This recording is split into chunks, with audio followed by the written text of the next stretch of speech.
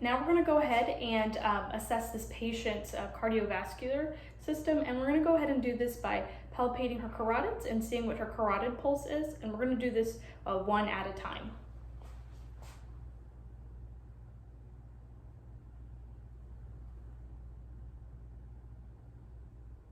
Alrighty, and it is +2 bilaterally. Now we're going to go ahead and listen for bruits in her carotid, and we're going to be using the bell of our stethoscope for this part.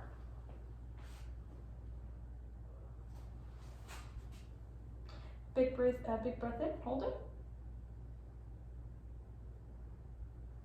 Okay, same thing, big breath in and hold it. Right, I'm going to go ahead and have you stand for this next part, please. Okay, now we're going to go ahead and auscultate this patient's different heart sounds. We're going to go ahead and start with her aortic heart sound. Okay. We're going to move on to her pulmonic heart sound. Moving down to Erb's point. Tricuspid. And lastly, mitral.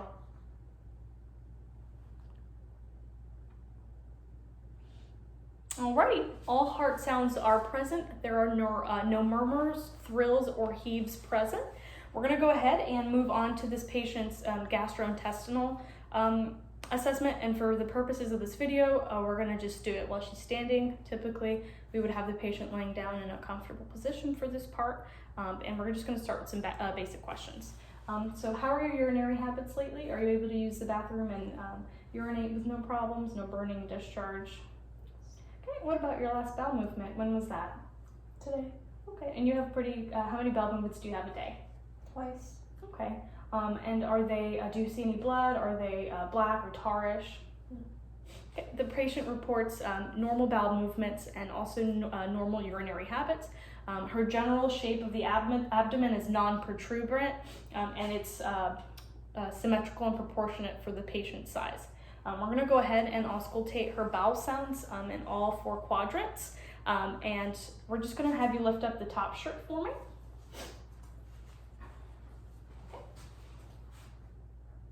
Ideally, this would be done directly on the skin.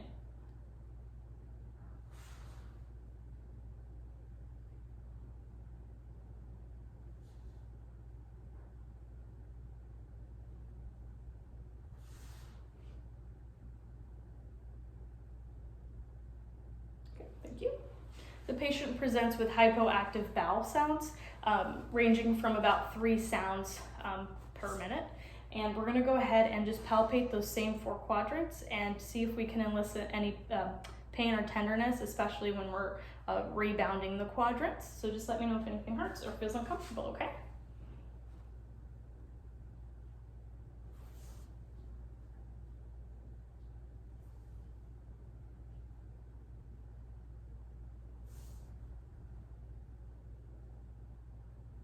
Any tenderness or pain or discomfort?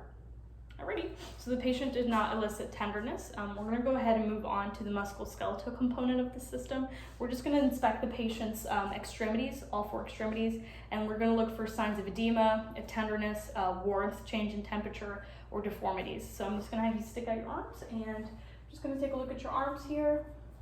Now, ideally, we would get a whole look at our arm. The sweatshirt doesn't go up anymore, but just looking at it, we don't see any lesions. The skin feels nice and cool and slightly warm, but not feverish.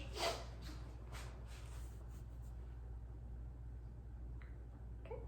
And we would also do the same on her feet, and we would note any scars or lesions if she had any that looked abnormal. We're also going to go ahead and check her capillary refill on her fingers and toes. I'm just going to have you, yep, perfect.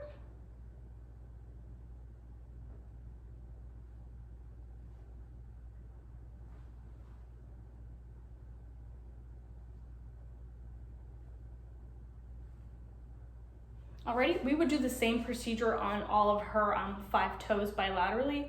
For the purposes of this video, we'll just say it, but her capillary refill is less than 3 seconds on all 4 extremities, fingers and toes, which means that she has good circulation and it's appropriate for it's appropriate for her age. Now we're gonna go ahead and test for her overall gait, and we're gonna do this by utilizing the Romberg test. So I'm gonna have you close your eyes for me, hands and arms up to the side, like this. And we're just gonna go ahead and have the patient in this position for about 20 seconds, and we're just looking for excessive swaying and motion, and we'll make sure to stand at this patient's lateral side in case they sway forward or backward, and this also protects us as a nurse so that we don't get injured.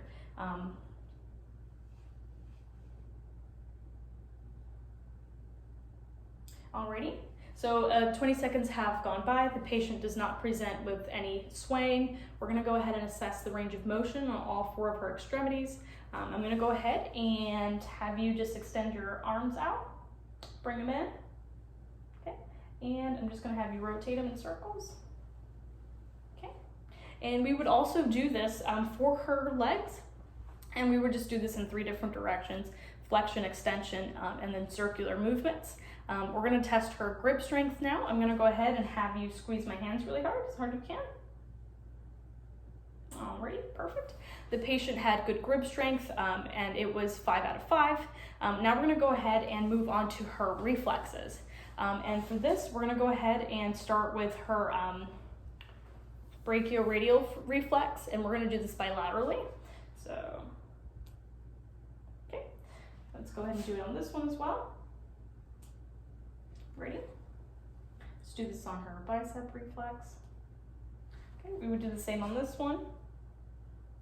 Right now we're going to go ahead and do her tricep reflex. Have this patient relax. Right, let's do the same on this one. Okay, now we're going to move down to the patient's patellas and do her patellar reflex. If you could just sit down for me, please. Alrighty, if you can lift your leg up for me.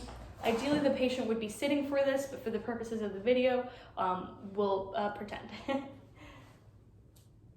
and we just find that soft spot between the patella. Let's go ahead and do it on this one. Right, and we're also going to check her Achilles reflex, and we're going to do her Babinski. We're going to go up into a J.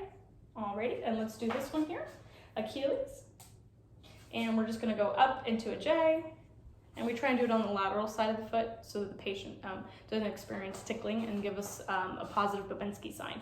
Now we're going to go ahead and we're going to locate some of her vascular and peripheral vascular pulses. We're going to start with her radial pulse. So I'm going to go ahead and have you give me your hand here. We would do this bilaterally, right under the radius, under the thumb. Just palpate with 2 fingers.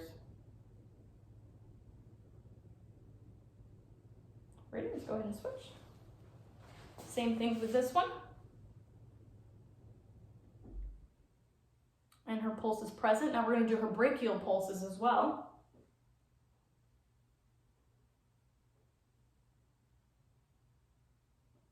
Right, let's go ahead and switch and do this one. Alrighty, it's present. I'm going to go ahead and have you lift up your leg for me. For this one, her popliteal pulse would be behind the knee. I don't know if you can see that, but it would be back here. And thank you. I'm just going to go ahead and palpate it and make sure that we can feel a good pulse there. Okay, now we're going to do her posterior tibialis pulse, which would be here. Dorsalis pedis would be here. And we would go ahead and switch and do the same thing for the other one, starting with her popliteal pulse, posterior tibial, dorsalis pedis. Alrighty, it's present. Okay, so this patient has appropriate reflexes in all of her extremities. She also has strong pulses that aren't thready or weak on any of the sites. We're going to go ahead and wash our hands as our final step here. Do you have any questions? Are you comfortable? Thank you so much for letting us do this assignment. If you need me, I'll be right outside your patient care room. Here is a call light, and you just press it if you need me. Okay. Thank you for allowing us to do this assignment.